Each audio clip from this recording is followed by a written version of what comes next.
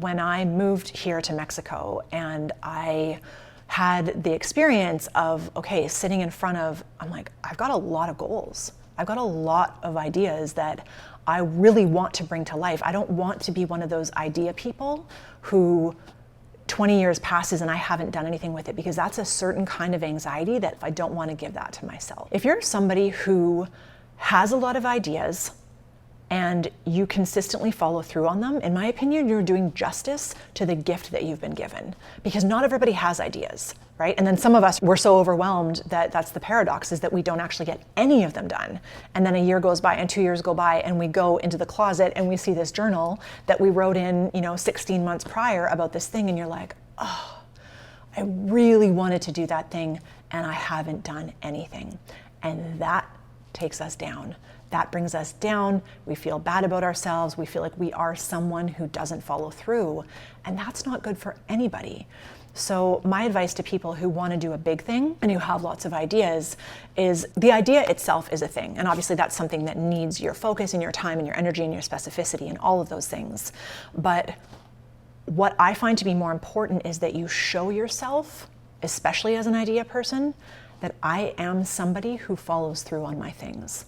And that can be as simple as a practice tracker. I'm a huge fan of a practice tracker. I think, if life were a game, I think that streaks would be the way to get to the next level.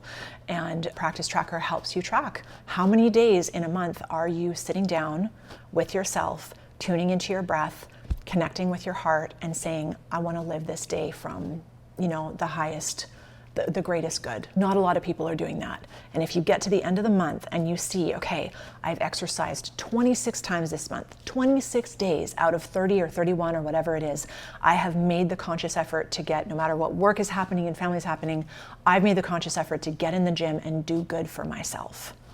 That helps you feel good. On top of the obvious benefits of the exercise, you want to do things that help you feel good about yourself.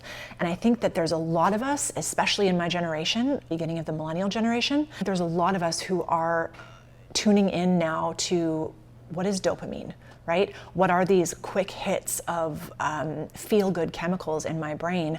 What is addiction? How does that, I think a lot of us are starting to address, and have been for a while, starting to address our relationship with substances and our relationship with compulsion.